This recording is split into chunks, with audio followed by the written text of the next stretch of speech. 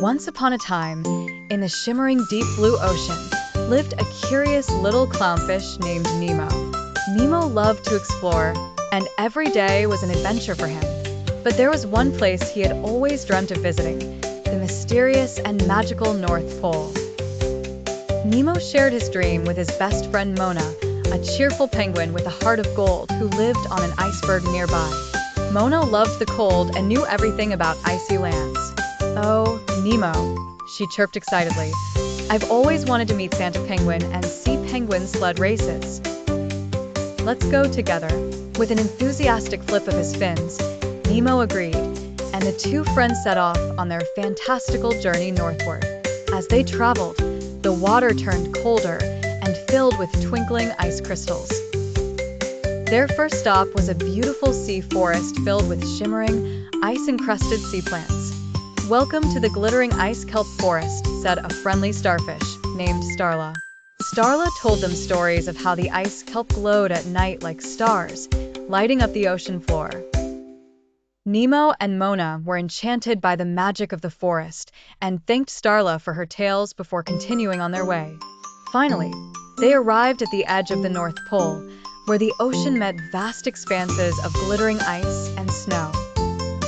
There, they were greeted by a clever Arctic fox named Felix, who smiled a snowy smile.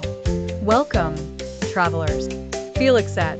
"You must be careful here, for the weather can be as tricky as a snowstorm, but it's also a place full of wonders."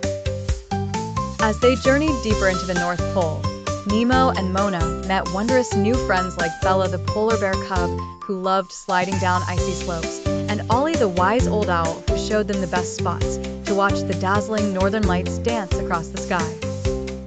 One day, while exploring, Nemo and Mona noticed that a group of seals looked worried. "What's wrong?" asked Nemo. "Listen," whispered Sally the seal, pointing to a melting iceberg. "The ice is disappearing faster each year. It's making it hard for us to find food and rest."